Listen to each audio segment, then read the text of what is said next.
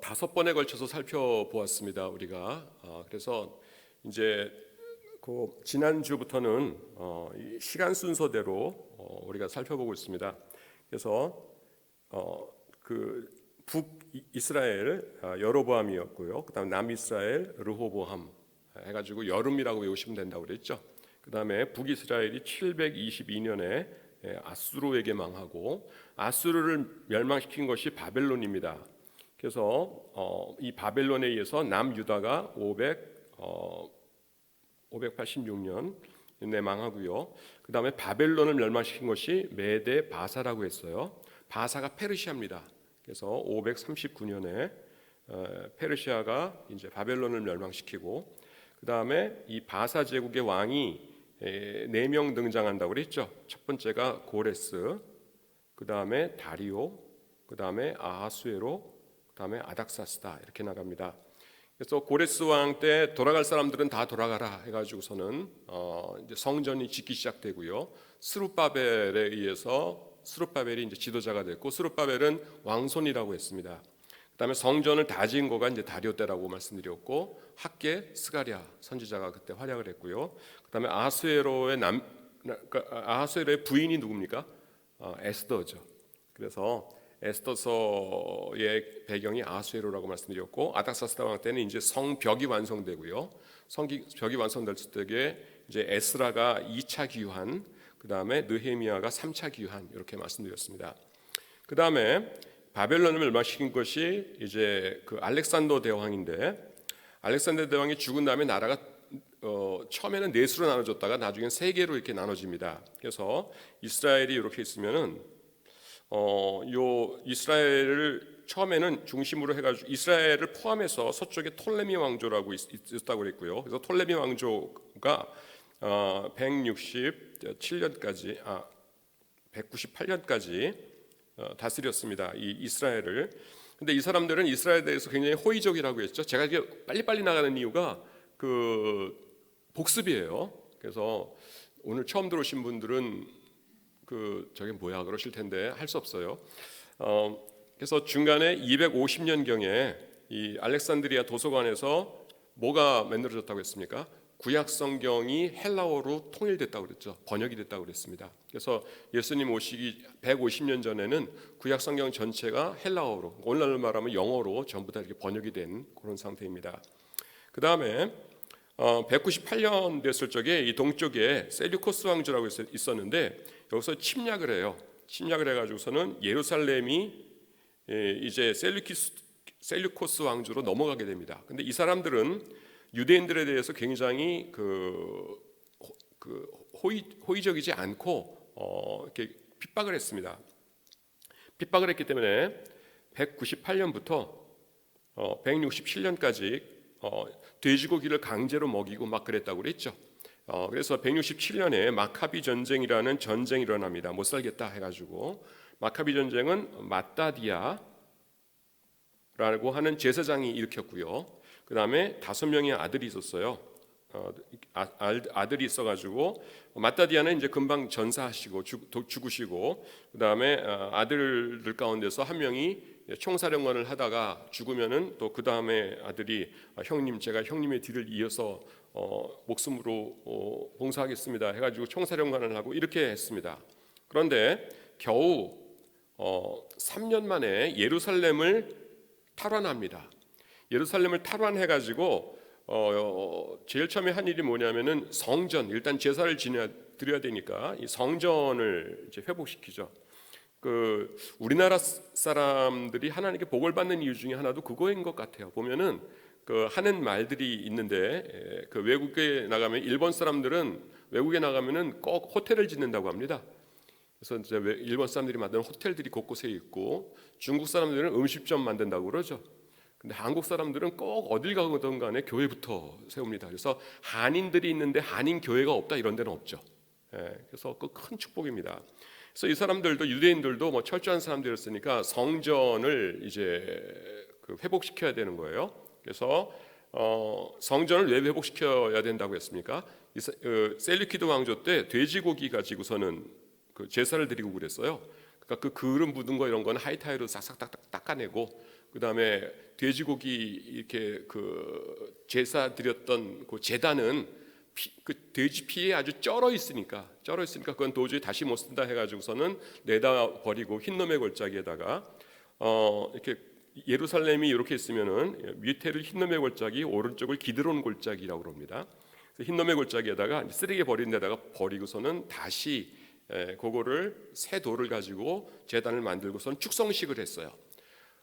유대인들은 조금만 기분이 좋으면은 금년에만 기분 좋다 말자 이러는데, 이건 정말로 엄청나게 그 기분 좋다 그러면은 매년 이 날을 기념해서 즐기자 하면서 절기를 만듭니다. 그래서 이 절기를 만드는 것이 뭐냐면 수전절이라는 절기를 만듭니다. 164년에 수전절이, 수가 뭐냐면은 닦을 숫자입니다. 뭐 이렇게 뭘 닦는다고 그럴 때 닦을 숫자, 전이 큰 집 전자예요. 성전. 그래서 성전을 박박박박 닦아가지고 하나님께 봉헌해 드린 절기다 해서 수전절 이렇게 나옵니다. 요한복음 10장 22절에 나오는데요, 예루살렘의 수전절이 이르니 때는 겨울이라 이렇게 나오죠. 거기서 그 수전절이라는 절기가 신약에서 딱 한 번 등장합니다. 수장절 잘못 쓴 거라고 생각하지 마십시오. 수전절이라는 절기예요.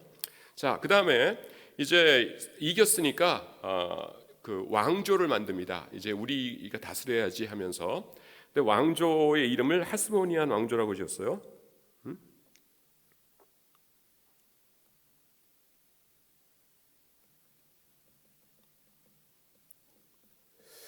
여기 마따디아의 아버님 성함이라고 그래요. 그래서 그 아버님을 기리기 위해서 하스모니안 왕조라는 것을 만듭니다.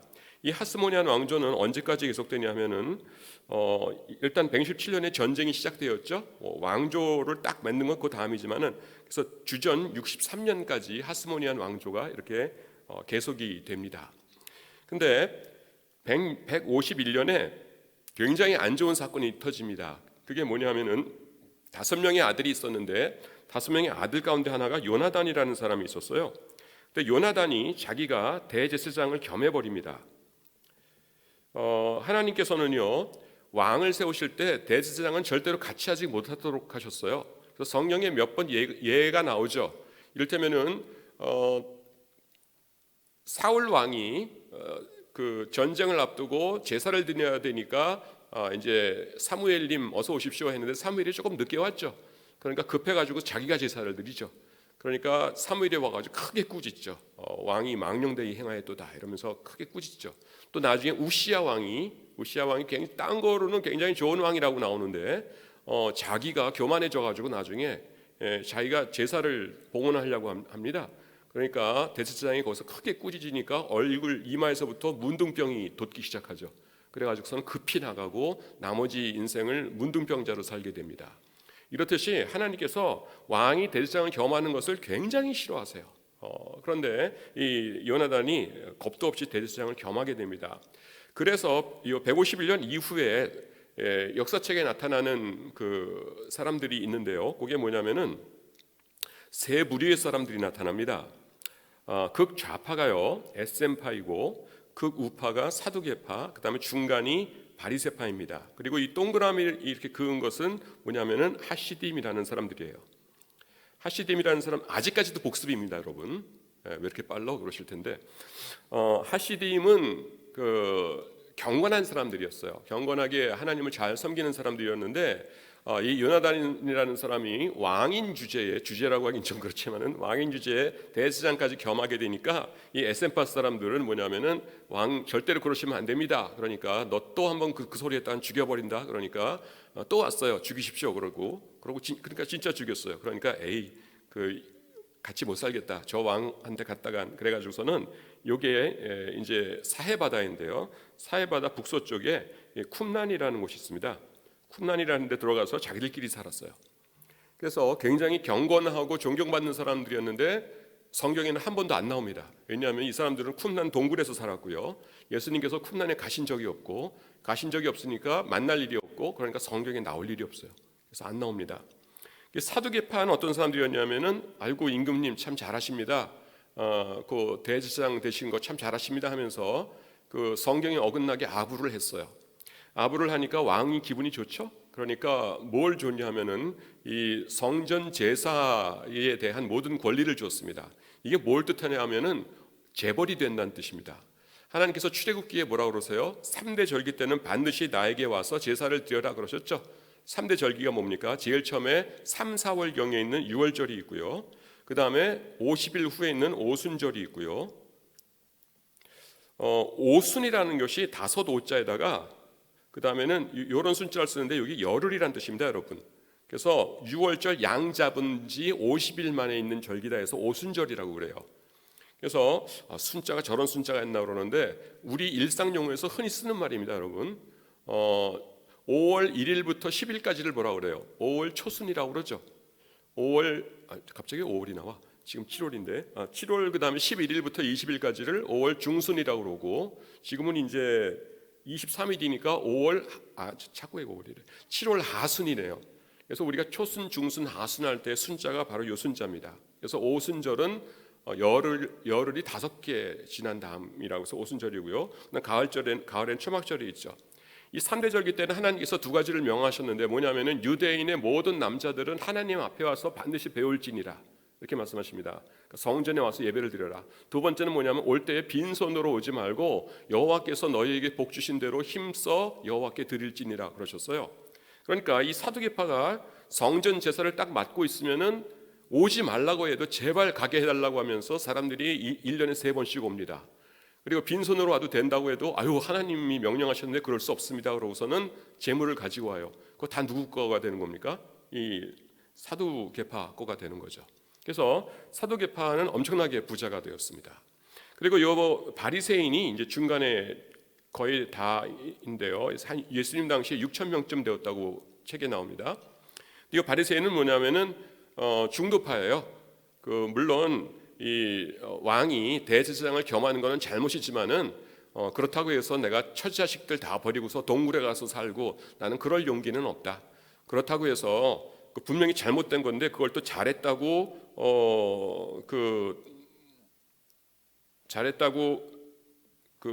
아부를 해가지고서는 잘 먹고 잘 살아? 나는 또 그러기는 싫다.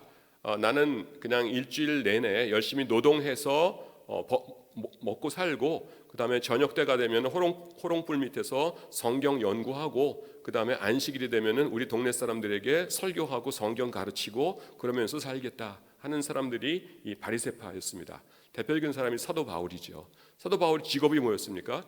천막 짓는 사람이었죠. 자기 직업이 있었어요. 그래서 이 바리새파입니다. 그래서 요 세 파가 이렇게 나타납니다. 자, 지금부터가 이제 오늘 강의입니다. 사두개파는요, 신학을 말씀드리고 싶은데 이 사람들이 어떤 생각을 가졌냐면은 사두개파하고 이 바리새파는요, 여러분 성경에 나올 때마다 예수님한테 야단 맞아요. 바리새파 중에서 한 명은 칭찬받았어요. 한 명은 칭찬받은 경우가 있는데 대부분의 경우 야단 맞고 바리새파는 한 번 빼놓지 않고 전부 야단만 맞습니다. 예수님께. 왜 그러냐면은 성경을 자기들 마음대로 편집했어요.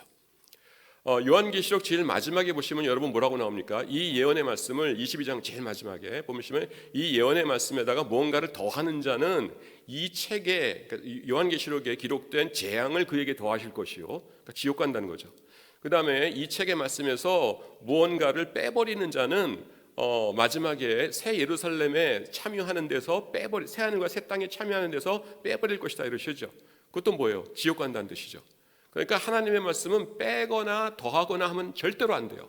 그냥 아멘으로 받아들이고 순종하기 위해서 하는 거지 성경 연구는 왜 합니까 여러분? 순종하고 싶은데 무슨 뜻인지는 모르겠는 거예요. 2000년 전에 쓰여졌기 때문에. 그렇기 때문에 목사님들이 연구해서 가르치는 것이지 이것이 하나님의 말씀 맞나 안 맞나 하면서 연구하는 건 그거는 예수 믿는 사람의 태도가 아니죠. 그래서 하나님의 말씀을 그대로 받아들여야 되는데 사두개파는 어떤 사람이었냐면은 성경 말씀을 뚝 끊어가지고서는 모세 오경, 창세기, 출애굽기, 레위기, 민수기, 신명기 요거만 하나님의 말씀이고 나머지는 성경 아니야 하고 버렸어요. 그러니까 예수님께서 보실 때마다 화가 나시겠죠. 성경을 잘라내버린 저런 나쁜 놈들 이러시면서 바리새파는 어떠냐면은 지들이 뭔가를 만들었어요. 근데 볼 때 너무 기분이 좋거든요. 역시 우리가 잘 만들었어. 우리가 문학적 재질이 뛰어나 하면서 그거를 이렇게 붙여가지고서는 이것도 성경이야 이랬어요. 하나님 말씀에다 덧붙인 사람들입니다. 그러니까 예수님께서 보실 적에 저런 무엄한 놈들이 있나, 지들이 만들어 놓고서는 그걸 하나님의 말씀이라고 그래? 그러면서 그 야단을 맞을 수밖에 없었죠. 자, 사두개파가 근데 왜 버렸나 하는 것을 살펴보겠습니다. 이것이 오늘날 우리한테 이제 좀 경계가 되는데요. 뭐냐면은 이 사람들은 하도 잘 먹고 잘 산 사람들이에요. 뭐 오늘날로 말하면 재벌입니다. 그러니까 이 사람들은 그 자기네들이 잘 먹고 잘 사는 것이 너무 좋았어요. 근데 잘 먹고 잘 사는 게 왜 잘 먹고 잘 살게 되냐면은 제사 때문에 잘 먹고 잘 사는 겁니다. 제사를 열심히 지내라 그러니까 사람들이 재물을 가져오고 그 재물이 자기네 돈이 되는 거거든요. 그러니까 성경에서 재물, 제사 이런 거 강조한 거는 굉장히 좋아했어요. 근데 그게 어디 나오냐면 모세오경에 주로 등장합니다. 아브라함이 어딜 가건 제단을 쌓았다. 이삭도 야곱도 그렇고요. 특히 그 모세오경 중에서 레위기 같은 거 보면은 레위기 책 전체가 제사 아니면 정결 예법에 대한 책이죠. 그러니까 이거는 전국민 필독서다, 중요한 거야 하면서 굉장히 좋아했어요. 그런데 이 나머지 성경은 보통 처음에 역사서 나오고요. 그 다음에 시가서 나오고 그 다음에 선지서 이렇게 나뉘는데요. 거기 보시면은 형식적인 제사는 그건 별거 아니다 이런 말씀들이 자주자주 나옵니다. 제가 그래서 그중에서 이제 그 예를 들어서 하나씩만 뽑아드릴 텐데요. 먼저 사무엘상 역사적 가운데서는 사무엘상 15장 22절입니다. 여기 보시면은 뭐가 나오냐면은 사무엘이 하나님의 명령을 전합니다. 사울 왕에게 가가지고 어떻게 하라고 그랬어요? 이 그 아말렉을 전부 다 진멸시키라 그랬죠. 그런데 아말렉 거 중에서 이렇게 그 품질 좋은 양과 소들은 그냥 살려왔죠.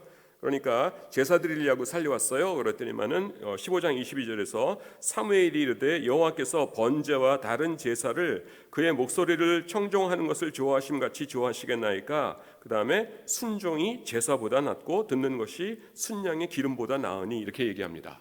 그러니까 일반 백성들이 그걸 듣고서 그래 순종이 제사보다 나은 거야. 야 우리 1년에 3번씩 힘들게 예루살렘에 올라가지 말고 우리 마을에서 그냥 하나님께 잘 순종하면서 살자. 하나님은 그걸 원하신대. 그러면 어떻게 되는 거예요?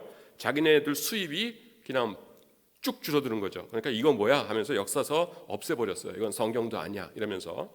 그 다음에 그 시가서 중에서는 요 한 절 때문에 없앴다는 게 아니라 여러 개 있는데 제가 예만 하나씩 드는 겁니다 지금. 시가서 중에서는요 51편에 보시면은 그 51편이 누가 지은 시입니까? 다윗이 지었는데 누구를 범한 다음에 밧세바를 범한 다음에 지은 시죠. 우리아의 아내.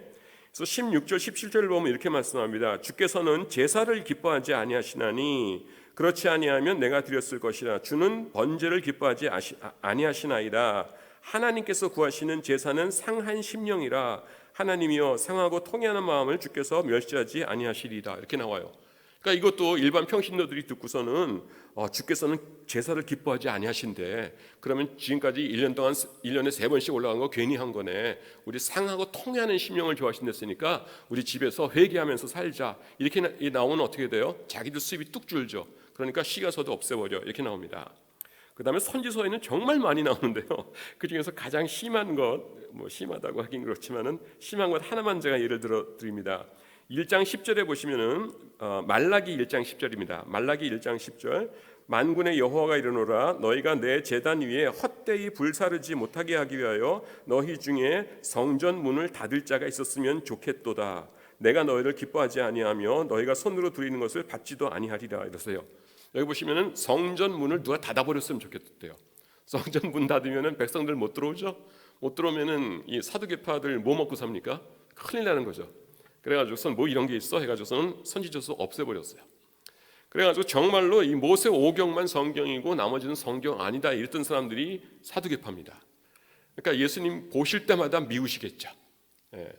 그런데 요걸 없애다 보니까 이상한 신학이 생겨납니다. 그건 뭐냐면 6가지를 부정했어요. 이 사람들이. 그건 뭐냐면은 영혼 없다. 그 다음에 부활 없다. 영혼이 없고 부활이 없으니까 천국 없다. 그 다음에 지옥 없다. 그 다음에 천국 없으니까 천사 없다. 지옥 없으니까 마귀 없다. 이거는 기독교의 기본이잖아요, 여러분. 우리 영혼이 있으니까 부활이 있는 것이죠. 제가 왜 목사를 계속 하겠어요? 왜냐하면 저는 그게 믿어지는 겁니다. 제 미래는 뭐냐면 이렇게 쭉 살아요. 그러면 예수님께서 어느 순간에 야 김 목사 평생 수고했다. 나랑 같이 이 선을 넘자. 하나 둘 셋 으이짜 하고서 넘습니다. 그게 뭐예요? 죽음입니다.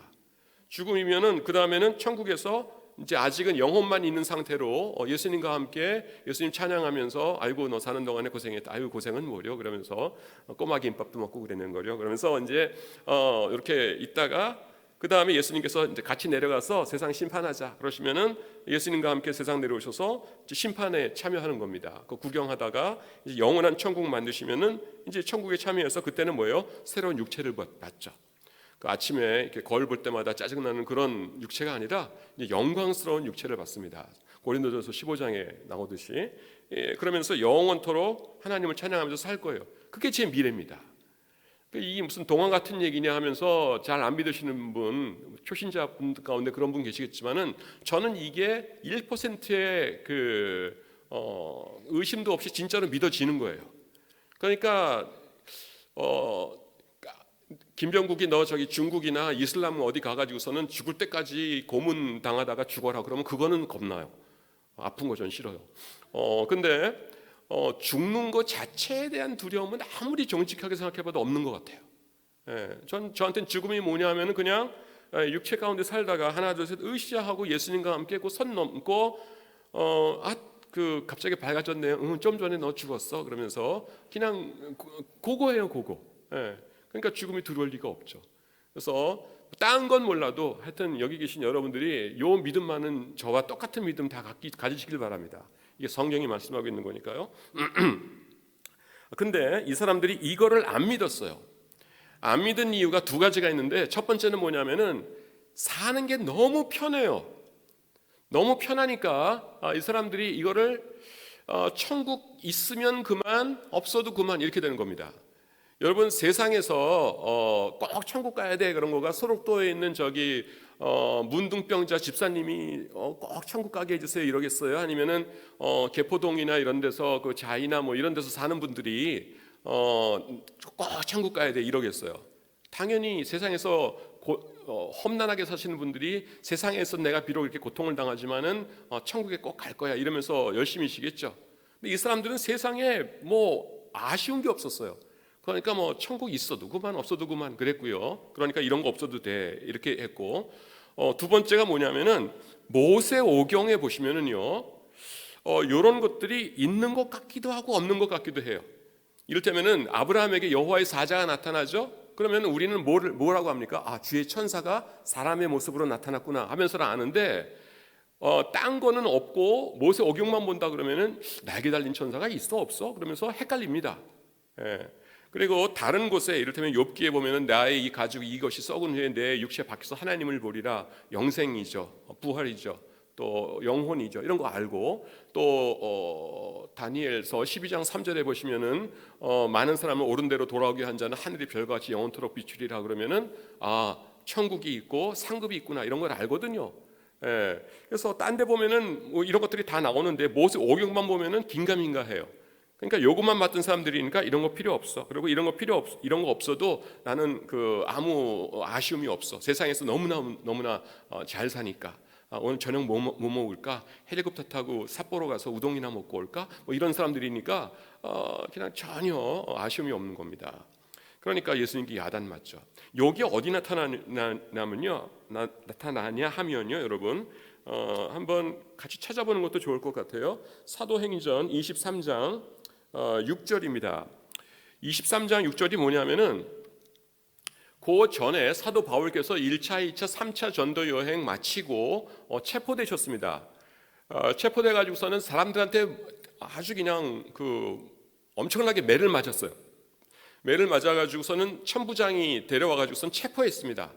체포했는데 뭐 때문에 매를 맞았는지 이 사람은 모르겠어요. 그래서 일단 하룻밤 재운 다음에 그 다음 날 산헤드린을 모집한 겁니다. 그 사람들 유대인들의 공회를 모집하고서 이제 사도 바울을 앞에다 세워놓은 거예요. 당신들끼리 토론해 봐라.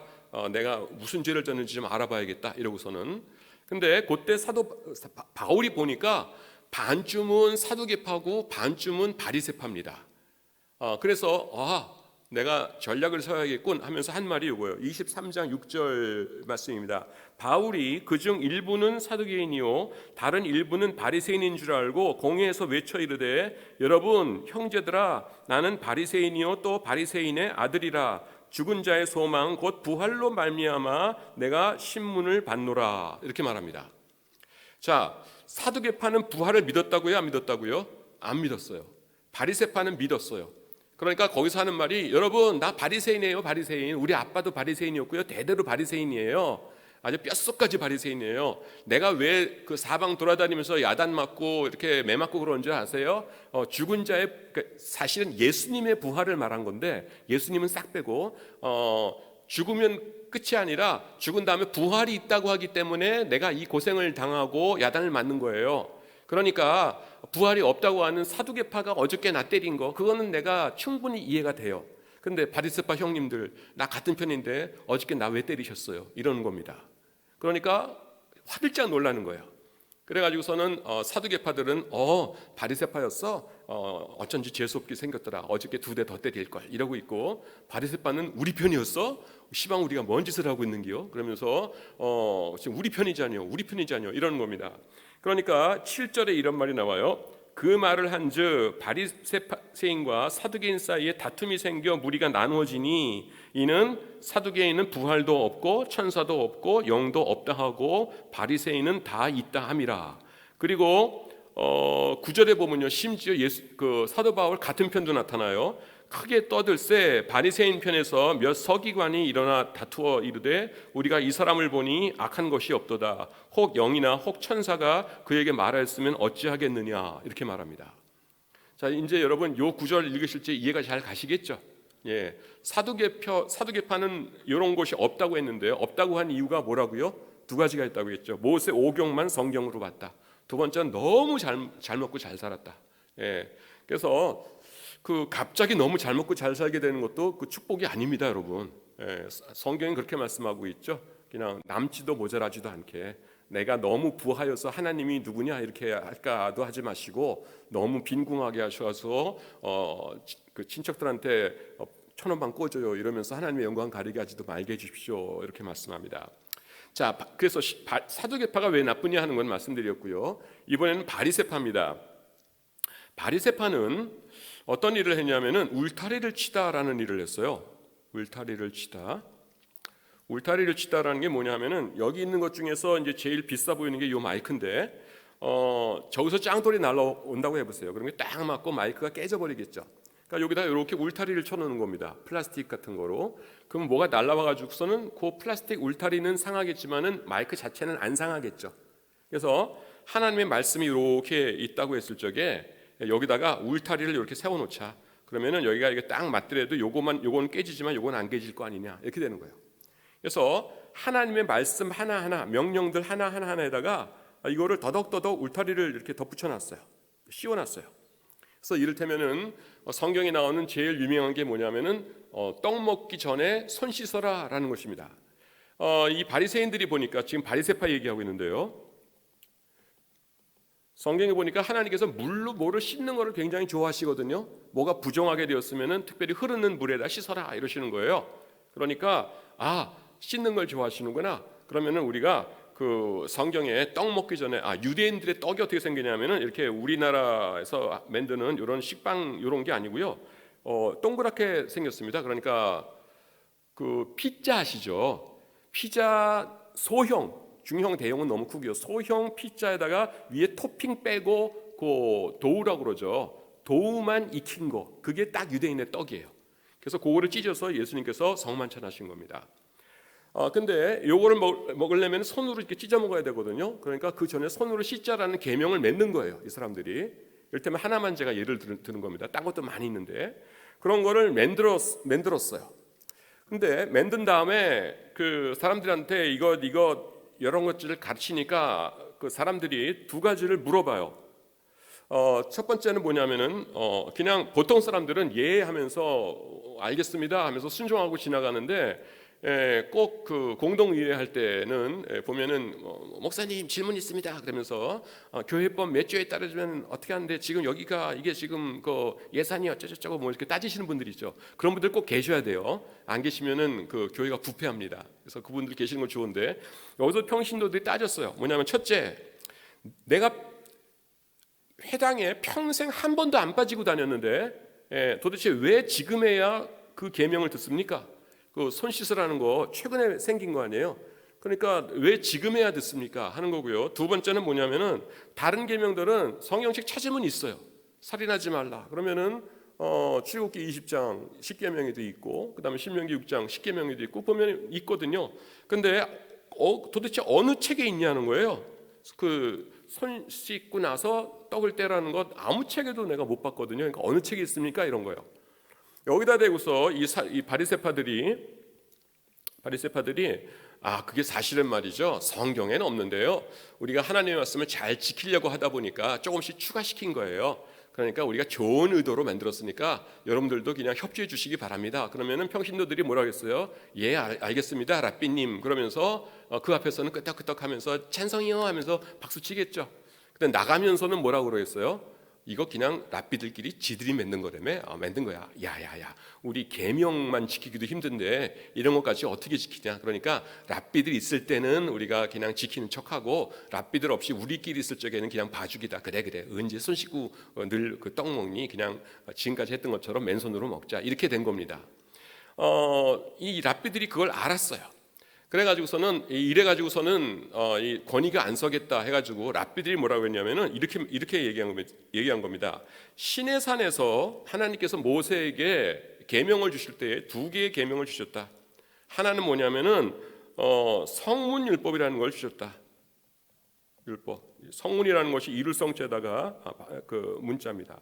그 다음에 또 하나를 주셨는데 구전율법을 주셨다. 입구자에다가 전할전자를 썼어요. 율법. 그래서 이것은 모세야 네가 지금 저기 돌이나 아무데나 이거 잘 써라. 잘 써가지고서는 내려가가지고서는 백성들에게 책을 만들어 가지고 가르쳐라 하신 것이 성문율법이다. 이것이 바로 모세 오경이다. 이렇게 가르쳤어요.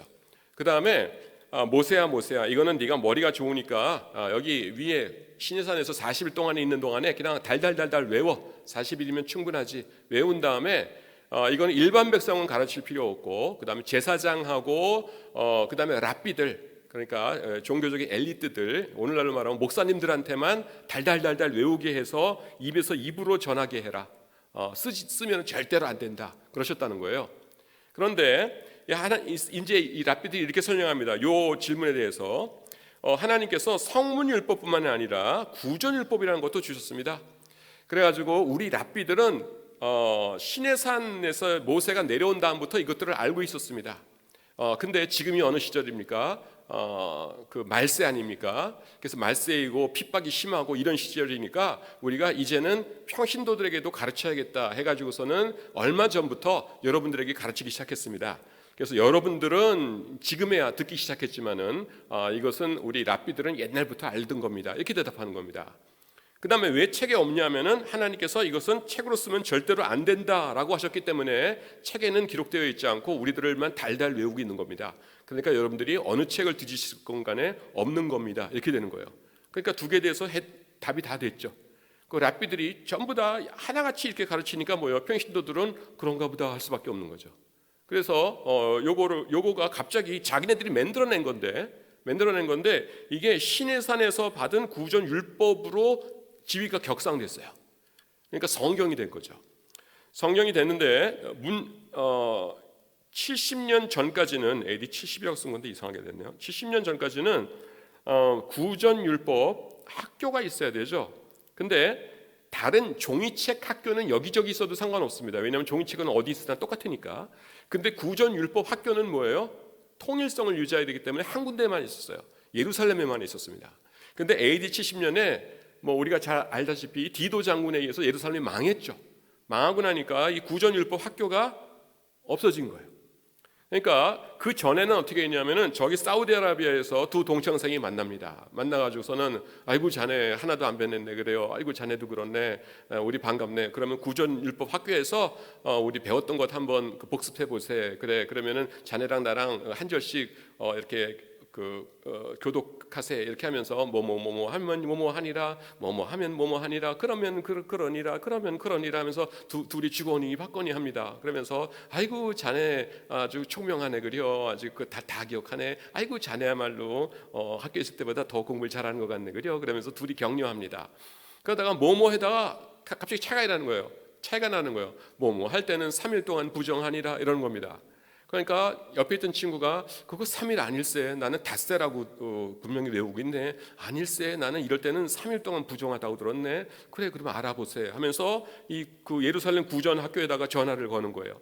그래서 구전학교 아무개 교수님 부탁드립니다. 그래서 아무 교수님 네 접니다. 아유 안녕하세요. 저희들 몇 회 졸업생들입니다. 잘 계시고요. 저 라삐님 요럴 경우에 3일 동안 부정합니까? 5일 동안 부정합니까? 그러면은 그때는 3일 동안 부정하네. 그러면 감사합니다 라삐님. 예루살렘 가면 한번 찾아뵙겠습니다. 그러고서는 끊은 다음에 어떻게 해요? 거봐 3일 동안 부정하잖아. 네가 짜장면 사. 이러면 뭐예요? 딱 끝나는 겁니다. 근데 이게 없어졌어요. 그러니까 요 다음에는 어떤 일이 발생하냐면은 3일 동안 부정한 걸세, 5일 동안 부정한 걸세 그러면은 그거를 결정해 줄 사람이 없어요. 그러니까 3일일세, 5일일세, 3일일세, 5일일세, 3일이라니까 그러면은 알았어 3일 그러면서 그냥 목소리 큰 사람이 이기는 겁니다. 그러니까 어떻게 되냐면은 이 중간에는요 어떤 데는 3일이고 똑같은 계명이 어떤 데는 4일이고 어떤 데는 5일이고 어떤 데는 일주일이고 어떤 데는 10일이고 어떤 데는 0이고 이렇게 되면서 막 달라지는 거예요. 그렇지 않겠습니까? 그러니까 이거를 아무래도 안 되겠다. 책으로 써야겠다 하는 사람들이 나타났어요. 이게 지금 조금 중요한 거라 지금 말씀드리는 겁니다. 그거 왜 이렇게 세세한 것 같은데 자세히 나가나 계실 텐데 나중에 중요한 게 나와요. 그래서 이거를 책으로 써야겠다라는 사람들이 나타났습니다. 근데 책으로 쓰려고 할 때 옆에 있는 라피가 말렸어요. 아니 될세. 이거는 하나님께서 구전율법으로 주시면서 책을 쓰지 말라고 그래서 지금까지 책이 없던 것 아닌가. 근데 자네가 쓰면은 하나님의 말씀을 어기는 것이 되네. 그렇구만. 책으로 쓰면 안 되는구만. 이렇게 되는 겁니다. 그러다가 참 오래도 버텼어요. 70년에 그랬는데 AD 200년에 예후다 하나시라는 사람이 나시 있는 걸 좋아했었는지 예후다 하나시라고 하는 이 랍비가 드디어 그냥 책으로 써버렸습니다. 더 이상은 도저히 못 봐주겠다. 너무 흩어지니까. 그러니까 내가 정통적으로 내가 물려받은 사람이니까 내가 물려받은 걸 써야겠다 해가지고 썼어요. 그거를 뭐라고 그러냐면은 미시나라고 그럽니다. 미시나. 아마 처음 들어봤을 텐데. 그러니까 미시나가 우리 기부가 볼 때는 아무것도 아니에요. 울타리를 치다라고 해서 덕지덕지 만들어 놨는데 사람들이 말을 안 들으니까 그것이 구전율법이라고 했다가 구전율법을 쓰네 마네 이러다가 쓴 거예요. 그러니까 우리들한테는 아무것도 아니죠. 하지만 유대인들한테는 뭡니까? 이게 신의 산에서 하나님이 주신 것이에요. 하나님이 주신 것을 받아놓은 겁니다. 그러니까 이게 성경이 되는 거죠. 그러니까 여기다가 뭐를 붙이냐면은 그 주석을 붙입니다. 우리 성경 말씀에다가 학자들이 주석을 쓰듯이 주석을 게마라라고 그래요. 그래서 미시나하고 게마라랑 이렇게 게마라하고 이제 따로따로 가지고서는 공부를 하다 보니까 귀찮은 거예요. 그래서 합본을 하자 이렇게 된 겁니다. 그래서 이게 우리나라에서 주석 성경 한 단권으로 한 거 제일 처음 나왔던 거가 1986년인가 7년에 나왔던 톰슨 주석 성경인데 기억하실지 모르겠는데 이렇게 두꺼운 거 있었어요. 전 아직도 갖고 있는데. 그래서 이걸 탑본을 합니다. 그래서 페이지가 이렇게 있으면은 미시나가 여기 이렇게 있고요. 그 다음에 게마라가 이렇게 옆에 이렇게 써져 있어요. 그 미시나, 그 다음에 게마라 이렇게 합본 굉장히 큰 겁니다. 요 책을 뭐라고 그러는지 아세요? 요게 탈무드입니다. 탈무드. 제가 탈무드 설명하느라고 지금 미시나니 게마라니 난생 처음 들어보실 것 같은 말씀드린 거예요. 그래서 탈무드가요 AD 600년경에 만들어집니다. 그래서 우리가 가지고 있는 구약 성경을 자기네 경전으로 삼는 사람들이 세 종교가 있어요. 하나는 뭐냐면은 구약에다가 코란이라고 그러죠. 꾸란을 더한 거가 이 이슬람 경전이고요. 이 구약 성경에다가 요 탈무드를 더한 거가 유대인들의 경전이고요. 이 구약 성경에다가 신약 성경을 더한 것이 우리 기독교의 경전입니다. 그래서 그 유대인들은 탈무드 하면은 벌벌벌 떠는데 우리가 볼 땐 이상하죠. 저 사람들 저거 뭐 성경 말씀도 아닌데 왜 저러나 그러는데 그 사람들에게는 성경이에요. 이게 그래서 탈무드라는 게 어떤 것인가를 제가 좀 설명드리기 위해서 좀 길게 설명을 했습니다. 그리고 보통 이제 영어로는 코란이라고 그러는데 제가 왜 꾸란이라고 썼냐면은 아랍어 있지 않습니까? 아랍어는 아, 이, 우 모음이 3개밖에 없어요. 우리가 보통 쓰는 모음 중에서 없는 게 뭐냐면은 오하고 그 다음에는 에가 없습니다. 그래서 전 세계 모든 사람들이 대한민국을 코리아라고 부르는데 이 아랍 사람들만 꾸리아라고 불러요. 그래서 거기서는 코리아로는 what 그러고 꾸리아 그러면 꾸리아 그러면서 그럽니다. 자, 그렇게 해서 지금 그 바리새파와 그 다음에는 그 사두개파의 신학 그리고 왜 예수님께 야단을 맞았는가 하는 것들을 설명을 드렸습니다. 이제 조금 더 나가기로 하겠습니다. 그래서 쭉 나가다가 BC 63년에 아직도 BC예요. 예수님 오시기 전 63년에 나라가 망합니다. 로마한테 정복당해요. 그래서 여러분들 마태복음 펴시면은 로마의 식민지로 나오지 않습니까? 근데 그게 오래전부터 그런 게 아니라 겨우 BC 63년입니다. 이때에 그 폼페이우스 장군이라고 하는 사람한테 이제 점령을 당해서 62년도에 1년 후에 뭐 대거 포로로 끌려가기도 하고 이런 사건이 발생합니다. 그러다가 주전 40년에 어떤 사건이 발생하냐면은 로마에서 요 중간에 그 유대인 자기들 생각해 보니까 유대인들도 꽤 잘 먹고 잘 사는데 이 그 세금을 많이 빼먹지 못했던 거예요. 그래서 우리가 저 잘 사는 녀석들한테 세금을 좀 걷었어야 되는데 못 걷었다. 그럼 세금을 좀 거두자 이렇게 된 겁니다. 당연히 그런 생각을 했겠죠. 근데 이 로마 사람들이 현명합니다. 그래서 어떻게 하면은 가장 잘 세금을 거둘 수 있을까? 우리가 그냥 가가지고서는 칼들이 대고 내라 이렇게 할까 했더니만 아이고 그거 아니다. 옛날에 셀류키드 왕조라고 엄청난 녀석들이 있었는데 걔네들한테도 그 마따디아라고 하는 시골 제사장이 일어나가지고서는 싸우니까 똘똘 뭉쳐가지고서는 그 싸움을 승리로 만들고 그런 녀석들이다.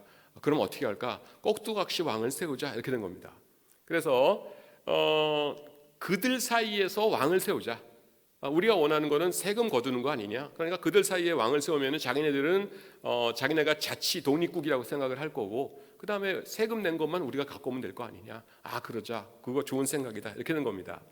근데 로마의 입장에서 볼 적에는 자기 나라에 충성하는 사람이지만은 유대인들의 입장에서 볼 적에는 꼭 그 매국노죠. 돈을 뺏어다가 로마에다 갖다 바치는 사람이니까. 그러니까 그렇게 좀 나쁜 녀석이 그 매국노가 될 사람이 있을까 하고 갸우뚱 하고 있는데 40년대에 이게 이스라엘입니다. 요 갈릴리 지역을 다스리고 있던 젊은 청년이 있었어요. 그 사람 이름이 헤롯입니다. 우리가 잘 아는 헤롯 대왕이에요. 근데 그때는 청년이었죠. 헤롯 대왕이 40년도에 어디로 가냐면 로마로 가는 겁니다. 이게 대충 지도를 그리면 로마가 이렇게 있고요. 로마하고 이탈리아고요. 그다음에 이게 아드리아 해가 있고 여기가 그리스, 마케도니아 그 다음에 이렇게 터키가 있고 이렇게 해서 이스라엘이 있는 거거든요. 그리고 요 왼쪽으로는 요만큼 더 가면 이제 스페인이 있는 거고요. 근데 겨울에는 여러분 그 배가 안 다녔어요. 배가 안 다녔는데 헤롯이 꼭두각시 왕을 뽑는 된다라는 소식을 들은 게 언제냐면 겨울에 들었습니다, 여러분.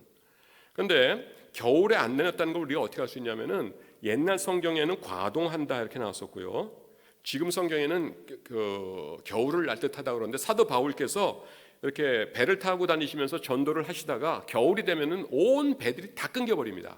끊겨버리니까 어디선가 육지에서 겨울을 날 수밖에 없어요. 그래서 내가 어디에서 넘을까 자에다가 겨울동자죠. 그래서 겨울을 날 듯하니 이렇게 되는 겁니다. 그렇게 하고 그 다음에 봄에 다시 배들이 다니기 시작하면은 배를 타고 전도하고 그러셨었거든요. 그런데 이 헤롯이 그 겨울에 들은 거예요. 그런데 그러면은 봄이 된 다음에 배가 풀린 다음에 내가 가가지고서는 나 왕시켜 주세요. 그럼 될 것 아니냐 할 텐데 봄 되면은 유대인들이 예루살렘 근처에도 많이 있었거든요. 이거 그 한강은 이렇게 가로로 이렇게 흐르는데 그 로마에 가시면은 테베레 강이라고 하는데요. 강이 테베르 강이고 우리는 동작구, 뭐 강남구, 서초구 이렇게 부르는데 여기는 1구, 2구, 3구, 4구 이렇게 불렀어요. 여기가 14구입니다. 14구가 유대인들이 사는 데였어요. 그러니까 로마에도 그 유대인들이 많이 있었습니다. 그러니까 내가 할게요 이런 사람들이 많았겠죠. 그러니까 만약에 봄이 돼서 가면은 어떻게 되겠어요?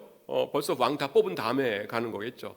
그래서 내가 물고기 밥 되기 아니면은 왕 되기다 해가지고서 겨울에 배를 띄워가지고서는 갈릴리에서부터 로마까지 갑니다.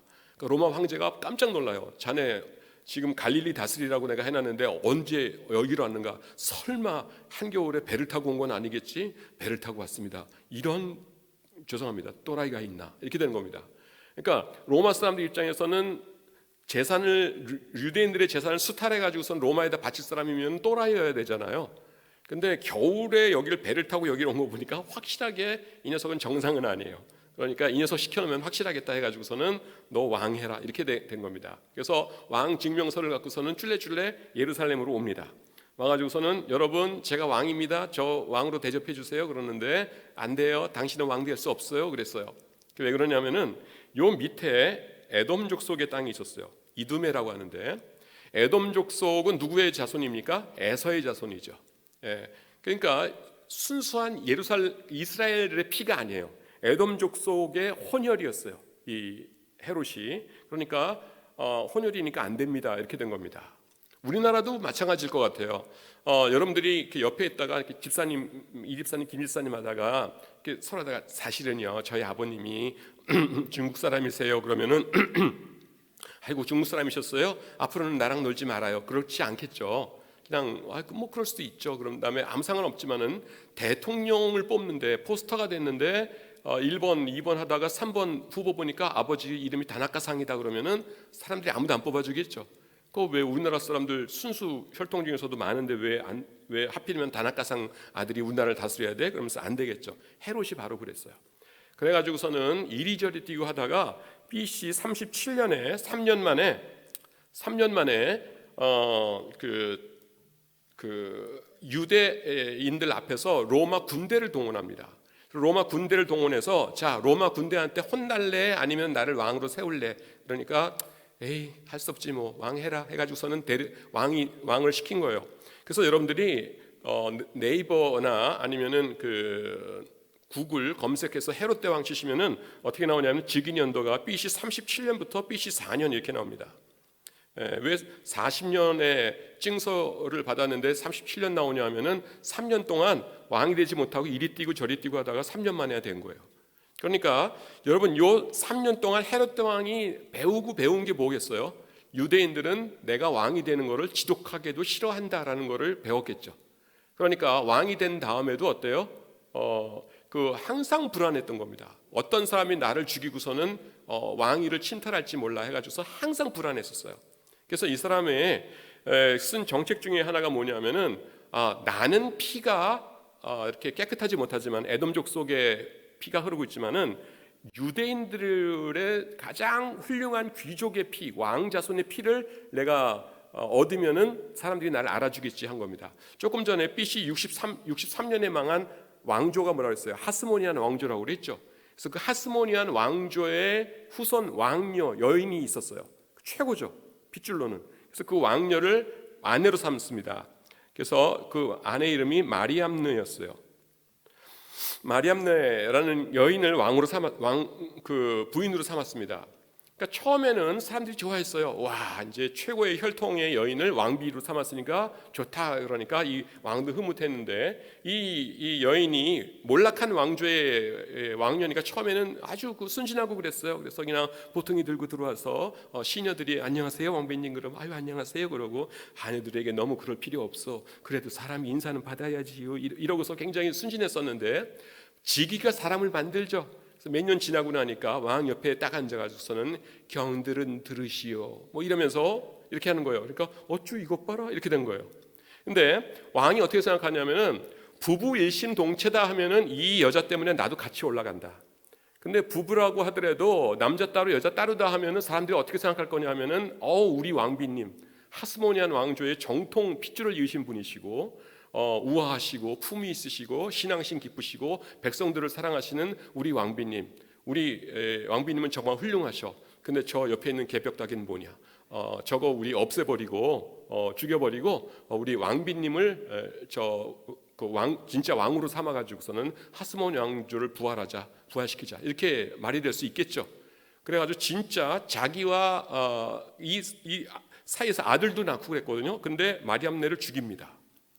그리고 자기 아들들 중에서도 자기보다 조금 더 인기가 있다 싶으면 그냥 죽여요. 그래서 이 사람은 BC 4년에 암살당해 죽은 게 아니라 그냥 자연사했어요.